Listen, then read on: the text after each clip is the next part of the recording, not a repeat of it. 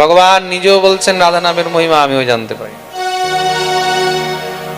রাধা নামের এত মহিমা। এক ভক্ত ছিল, তার একমাত্র এক পুত্র, সেই পুত্র কোনো ভগবান মানে না, কোনো ঠাকুর মানে না, কখনো কোনো ঠাকুর সেবা করে না, হরিনাম নেয় না, ঠাকুরের নাম নেয় না। একবার তার গৃহের মধ্যে মহারাজ তার শ্রী গুরুদেব এসেছেন। গুরুদেবের কাছে খুব কান্নাকাটি করছে, গুরুদেব আমার ছেলেটা তো নাস্তিক হয়ে যাচ্ছে, কোনো ভগবান মানে না, ঠাকুর মানে না, হরিনাম নিতে বললে, কৃষ্ণ নাম নিতে বললে তখন উল্টো উল্টো তর্ক করে। কি হবে, কি আছে সবের মধ্যে? গুরুদেব বলে আচ্ছা ঠিক আছে, আমার কাছে নিয়ে এসো। কাছে নিয়ে এসেছে। গুরুদেব তার উপরে কৃপা করলেন। গুরুদেব বলছেন একবার রাধে রাধে বলো। হরে কৃষ্ণ বলতে বলেনি, জয় শ্রীকৃষ্ণ বলতে বলেনি, জয় নিতাই বলতে বলেনি, জয় গৌর বলতে বলেনি, জয় শ্রীরাম বলতে বলেনি। কি বলতে বললেন? রাধে। আচ্ছা বেটা একবার রাধে রাধে বলো। ছেলেটা বলছে রাধে রাধে বললে কি হবে? বলে রাধে রাধে বললে কি হবে? বলে যেদিন তুমি জেনে যাবে যে রাধে রাধে বললে কি হবে, সেদিন থেকে তুমি আর রাধে রাধে ছাড়তে পারবে না। কেন, এমন কি আছে এই রাধা নামের মধ্যে? কি হয় রাধে রাধে বললে? বলে আমি শুধু তোমাকে বললাম যে রাধে রাধে বলবে,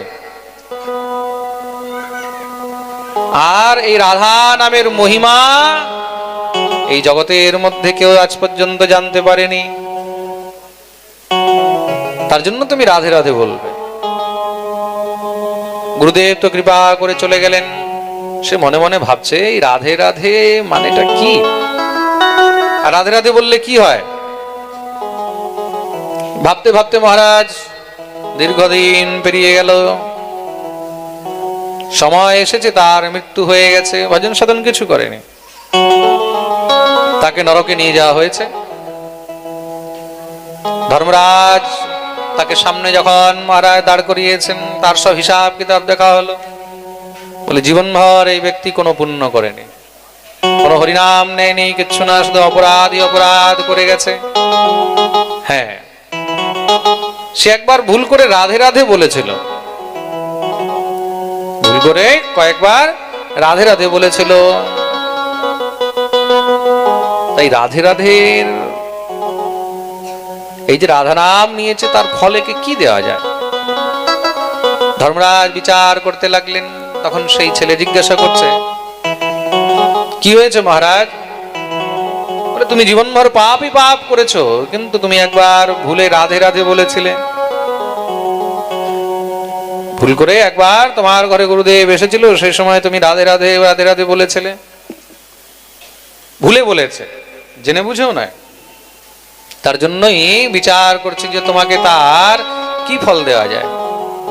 তখন তার মনে পড়লো যে গুরুদেব বলেছিলেন যে রাধা নামের যে কত মহিমা, সেটা সবাই বলতে পারে না। বলে আপনি তো ধর্মরাজ, তাহলে আপনি কি জানেন না রাধা নামের মহিমা কি? এই রাধা নামের মহিমা কি আমাকে আগে বলুন। ধর্মরাজ বলছেন রাধা নামের মহিমা তো আমিও বলতে পারবো না। আপনি ধর্মরাজ হয়ে রাধা নামের মহিমা বলতে পারবেন না? তাহলে কে বলতে পারবে? আমাকে নিয়ে চলুন তার কাছে। এই নামের মহিমা হয়তো ইন্দ্র বলতে পারে, চলো তাহলে ইন্দ্রের কাছে। বলে আপনি ধর্মরাজ হয়ে নির্ণয় করতে পারলেন না, বিচার করতে পারলেন না, তাহলে আপনি আমাকে ঘাড়ে বসিয়ে নিয়ে যাবেন, নইলে আমি যাব না। ধর্মরাজ দেখছে এখন যতক্ষণ পর্যন্ত একে উত্তর দেয়া যাচ্ছে না, উপায় তো আর কিছু নেই। কেন, পাপ পুণ্যের বিচার আগে করতে হবে, তারপরে তাকে সেগুলোর ভোগ করাতে হবে। রাধা নামের যে কি পুণ্য, রাধা নাম নিলে যে কি মহিমা কি পুণ্য হয়, সেটা তো ধর্মরাজ বিচার করতে পারছেন না। ধর্মরাজ তো এখন ধর্ম সংকটে পড়ে গেলেন, তাকে ঘাড়ে চাপিয়ে নিয়ে গেছেন ইন্দ্রের কাছে। চল ভাই। স্বর্গের মধ্যে যখন এসে উপস্থিত হয়েছে দেবরাজ ইন্দ্র, তখন দেখলেন ধর্মরাজের কাঁধে চেপে মহারাজ কেউ আসছে। ইন্দ্র নিজের জায়গায় দাঁড়িয়ে গেলেন, কেই মহাপুরুষ যে ধর্মরাজের ঘাড়ে চেপে আসছে? দেবরাজ ইন্দ্রকে ধর্মরাজ বললেন, দেবরাজ ইনি কিছু প্রশ্ন নিয়ে এসেছেন আপনার কাছে। কি প্রশ্ন? বলে ভাই প্রশ্ন করো। সে দেবরাজ ইন্দ্রকে বললেন, বলে মহারাজ আমার একটি প্রশ্ন, তার উত্তর আমাকে বলুন। ধর্মরাজ যার উত্তর বলতে পারলেন না। কি প্রশ্ন? বলে রাধা নামের মহিমা কি? আমি রাধা নামের মহিমা জানতে চাই। দেবরাজ ইন্দ্র তো নিজেও একদম চক্রিয়ে গেছে, চক্কর খেয়ে গেছে। রাধা নামের মহিমা কি করে বলবো? রাধা নামের যে কি মহিমা সে তো আমিও জানি না। রাধা নামের কি মহিমা সে তো আমিও জানি না, তুমিও জানো না, তাহলে এটা কে বলতে পারবে? বলে তাহলে এটা একমাত্র মহাদেব বলতে পারেন। চলো মহাদেবের কাছে। এখন যখন মহাদেবের কাছে যেতে লেগেছে, সে বলছে দেখো আমি এইভাবে যাব না। তাহলে বলে দুইজনের ঘাড়ে চেপে যাও। তোমরা দুইজন, এক ধর্মরাজ এক দেবরাজ মিলে যদি উত্তর না দিতে পারো, দুজনের ঘাড়ে চেপে যাব। ঘাড়ে গিয়ে মহাদেবের কাছে উপস্থিত। মহাদেবও দেখে চমকে গেছেন। কি ব্যাপার? এমন কোন মহাপুরুষ যে ধর্মরাজ আর দেবরাজের ঘাড়ে চেপে আসছে? মহাদেবও দাঁড়িয়ে গেলেন। কেই নি। দেবরাজ ধর্মরাজ বললেন, মহারাজ ইনার এক প্রশ্ন আছে যার উত্তর আমরা দিতে পারিনি, কৃপা করে আপনি সেই প্রশ্নের উত্তর দিন। কি প্রশ্ন? হে দেবাদিদেব, আমার একটি প্রশ্ন, এই সংসারে রাধা নামের মহিমা কি? রাধা নাম নিলে কি হয়? মহাদেবও চমকে গেছেন। বলে সে তো আমিও জানি না। সেই কি মহাদেবও জানে না?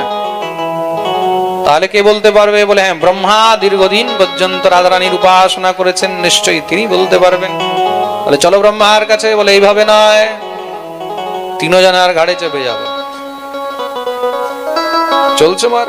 ব্রহ্মার কাছে গিয়ে উপস্থিত হলেন।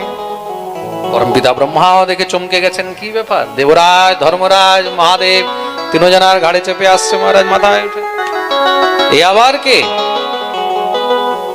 তিনিও দাঁড়িয়ে গেলেন। এই মহাপুরুষকে তিনজন বলছেন, হে পরমপিতা, আমরা সবের চক্করে ফেসে গেছি। কেন? বলে এর একটা প্রশ্নের উত্তর দিতে পারিনি। কি প্রশ্ন? বলে আপনি কৃপা করে উত্তর দিন। কি প্রশ্ন? সে বলছে, হে জগৎ পিতা, আমার একটি প্রশ্ন। বলে কি? বলে রাধা নামের মহিমা কি? আমি সেটা জানতে চাই। ব্রহ্মাও একদম চক্রিয়ে গেলেন। রাধা নামের মহিমা কি? সে তো আমিও জানি না। সে তো আমিও জানি না। তাহলে এটা কে বলতে পারবে? বলে এটা তো একমাত্র স্বয়ং গোবিন্দ বলতে পারবেন। তাহলে চলো ওনার কাছে। সে বলছে তাহলে তুমিও আসো নিচে। ব্রহ্মাকেও মহারাজ নিচে নিয়ে নিয়েছে। চারজনার ঘাড়ে চেপে চলছে। স্বয়ং গোবিন্দের কাছে গিয়ে উপস্থিত হলেন। যখনই ভগবানের কাছে গিয়ে উপস্থিত হয়েছেন মহারাজ, ভগবান হাসছেন। সবাই প্রণাম করলেন। ভগবান বললেন, কি চাও? বলে প্রভু আমরা সব পাগল হয়ে গেছে। কেন? বলে এই ব্যক্তি এমন প্রশ্ন করেছে, আমি তার উত্তর দিতে পারছি না। আমরা কৃপা করে আপনি সমাধান করুন। কেন? বলে আপনি তো রাধাপতি। ভগবান বললেন, কি প্রশ্ন? সে বলছেন, হে গোবিন্দ, আমার একটি প্রশ্ন। বলে কি? রাধা নামের মহিমা কি? রাধা নাম নিলে কি হয়? ভগবান জোরে জোরে হাসতে লাগলেন। বলে প্রভু আপনি হাসছেন? ব্রহ্মা শঙ্কর দেবরাজ ধর্মরাজ সব চিন্তায় পড়ে আছে। চারজন বলছে, প্রভু আমরা চিন্তায় মরছি আর আপনি হাসছেন। ভগবান বললেন, এখনো পর্যন্ত বুঝতে পারলে না তুমি?